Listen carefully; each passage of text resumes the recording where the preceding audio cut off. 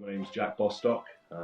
I began training into acting after college, basically. So went on a couple of courses there for I think about 3 years. I then trained with E's 15 Acting School.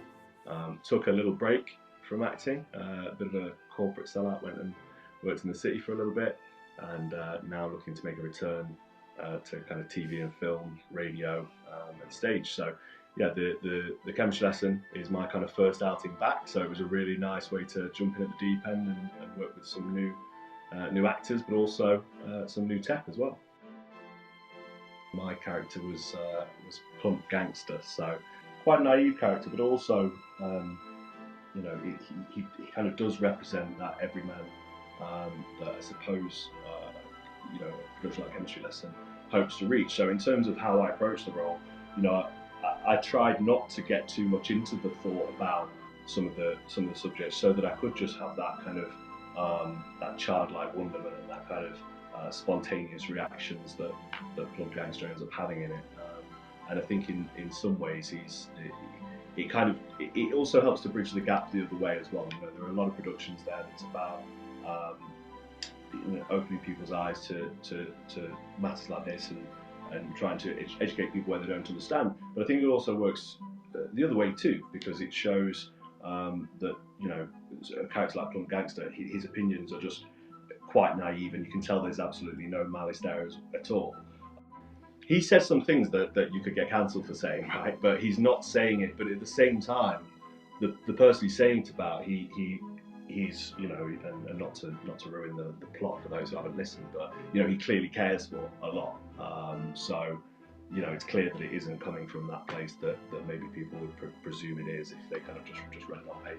I'm someone who's taken a bit of a step back and gone and had, you know, some real different life experiences than I had when I was an actor before. So actually, you know, I'm coming back to this, you know, I think with a fresh set of eyes and some different things to bring to acting, but still very much, you know, training and keeping myself sharp all the time. So yeah, in terms of that, you know, I'm a collaborative actor, and that's what this piece of work was as well. It was very collaborative, and that's why I enjoyed it so much. So yeah, you know, look, if you're looking for someone to play someone who looks like they could be a bit dodgy, then that's me.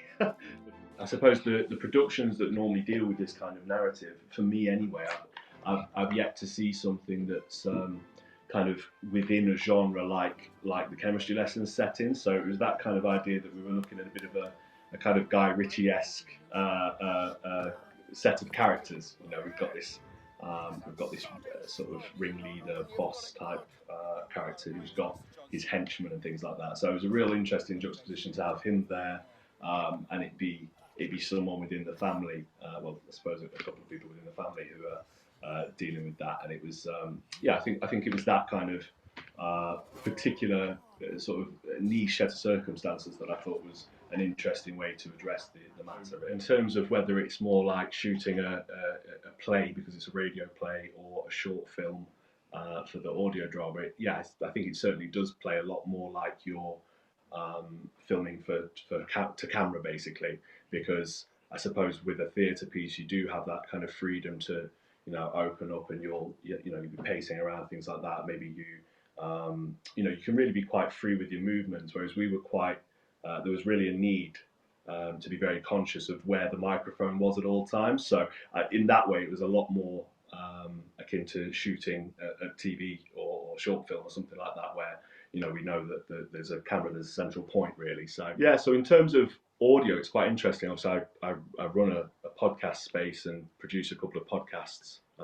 regular podcasts. So I do have some insight into kind of you know, making sure things are kind of audible, like sort of audibly superior. But this was different because of the binaural piece. So it was really interesting to see how that worked, and it shocked me, to be honest with you. I thought we would be acting kind of around the microphone, but it was a much more kind of challenging experience, I think, for the tech team, because they kind of have to move with you. So yeah, it was certainly my first experience of that. And in terms of actual radio as well, you know, I'm quite a fan of radio plays, but I think it really has to be done right. And in terms of the challenges that presents as an actor, you know, it's new challenges, and yeah, it's been really interesting to to explore that. I think the reason, with the return to acting, it's everybody who's in the industry knows it can be a really tough industry um, to kind of rely upon, and in terms of money and things like that. So I think for me, it was just about getting to a place where I was comfortable. The plan was always to return to acting, and that's very much now what I'm doing. So it's just about being able to kind of have a career, have things to keep the bills paid, so that then you can really give some time to your creative craft, I suppose. Yeah, something I've certainly seen change in the last couple of years. Podcasts have become a really vital part of some people's learning and their entertainment, and I'm certainly a big proponent of them myself, obviously. Also, in terms of audio plays and things like that as well, it can be really great to be able to have something that you can stop and start, and yes, of course, you can listen while you're out and about or while you're doing something. But I think actually, I've taken long trips that wouldn't have been the same without the audio that I was listening to, an audio narrative. So yeah, I think there's certainly room for that to become more prominent, and I think the more quality output that there is in that space, kind of attitudes will change in terms of it just being something to have on in the background, really. Yeah, I just think it really has a lot of power to build communities around productions, which, because it's got that sort of that regular occurring thing, and build that fan base like TV does. So yeah, I just think it's a great medium.